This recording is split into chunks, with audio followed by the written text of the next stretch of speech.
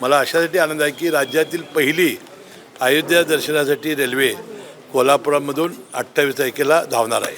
वयोश्री योजना 65 वर्षावरील ज्येष्ठ नागरिकांना आपल्या त्यांच्या औषध पाण्यासाठी आणि इतर खर्चासाठी वर्षाला 3,000 रुपये दोन्ही योजनेचा शुभारंभ हा पहिल्यांदा कोल्हापूर जिल्ह्यामधून होतो आहे।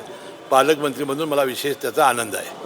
आ आ आई येस ब ब बदक क क कणीदार ख ख खमंग ग ग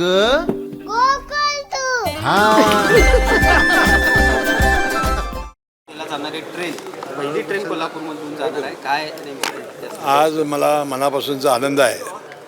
सामाजिक न्याय आणि विशेष सहाय्य विभागामार्फत महाराष्ट्र राज्याने युती सरकारने सर्व धर्मातील ज्येष्ठ नागरिक 60 वर्षे किंवा त्याहून अधिक या वयाचे भारतातील तीर्थक्षेत्रांना मोफत भेटीची या दर्शनाची संधी देण्यासाठी मुख्यमंत्री तीर्थदर्शन योजना अशी योजना आणलेली होती। त्यामध्ये आपल्या जिल्ह्यामध्ये 20/9/2024 पर्यंत अर्ज मागविण्यात आले। 2146 अर्ज प्राप्त झाले आणि जो आम्ही इष्टांक दिला होता लोकसंख्येप्रमाणे प्रत्येक तालुक्यातला, त्यातले 800 लाभार्थी हे या 12 जिल्हा तालुक्यातून निवडले आलेले आहेत। आता 14 जुलै 2024च्या निर्णयाप्रमाणे पालकमंत्री या समितीचा अध्यक्ष आहे।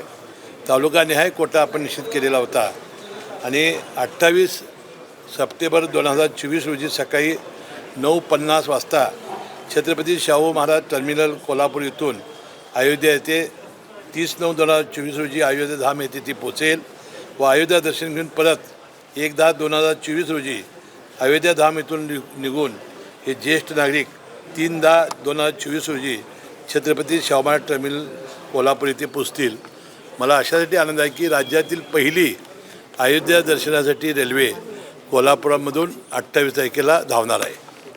दुसरं आपली जी योजना होती वयोश्री, कारण आपण लाडकी बहीण योजना ही 21 ते 65 वयापर्यंतच्या एक विवाहित आणि एक अविवाहितसाठी आपण केली आणि आता यामध्ये आपण वयोश्री योजना 65 वर्षावरील ज्येष्ठ नागरिकांना आपल्या त्यांच्या औषध पाण्यासाठी आणि इतर खर्चासाठी वर्षाला 3,000 रुपये याप्रमाणे आपण अर्ज मागवलेले होते। त्यामध्ये 68,261 अर्ज प्राप्त झाले, 64,072 हे पात्र झाले, त्यापैकी 1,708 अपात्र झाले, त्यापैकी 96 प्रलंबित 2,481 आहेत आणि शासनानं दिलेल्याप्रमाणे जवळजवळ 62,161 लोकांची नोंदणी आपण केलेली आहे। आता यांचं ऑथेंटिकेशन ज्यावेळेला होईल त्यावेळेला हे पैसे त्यांच्या खात्यावर थेट येणार आहेत। त्यांनी ते कसे खर्चायचे ते ज्येष्ठ नागरिकांनी, कोणाला कानाचं मशीन घ्यायचं असेल, कोणाला औषधं घ्यायची असतील किंवा त्यांना इतर खर्चासाठी करण्यासाठी एक आधार देणारी योजना, या दोन्ही योजनेचा शुभारंभ हा पहिल्यांदा कोल्हापूर जिल्ह्यामधून होतो आहे। पालकमंत्री म्हणून मला विशेष त्याचा आनंद आहे। आज अमित शहा कोल्हापूर दौऱ्यावर आहेत।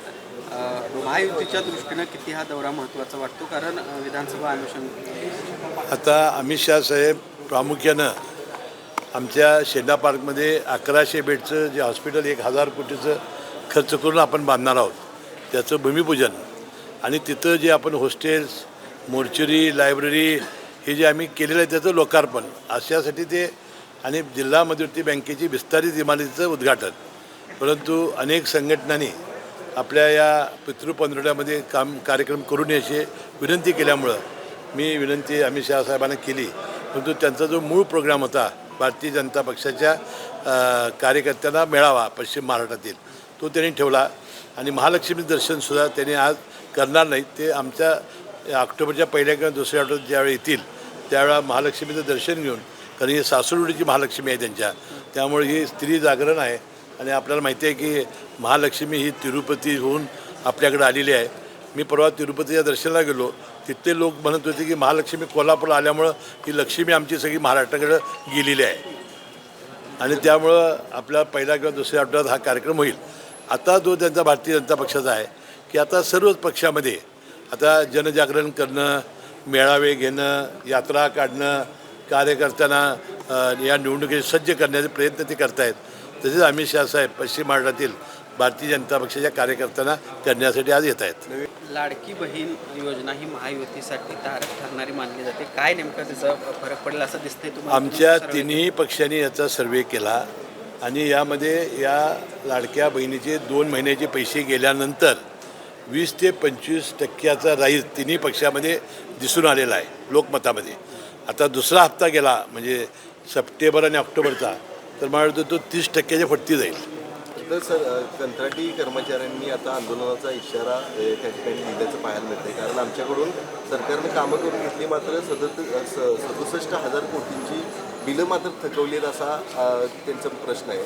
हे बघा, महाराष्ट्र राज्य हे सर्व देशातलं एक श्रीमंत राज्य आहे. असं कधी होणार नाही. ठीक आहे, थोडं पुढं मागं होईल, पण शासनाचे पैसे हे पोचण्याची जबाबदारी शासनाची आहे.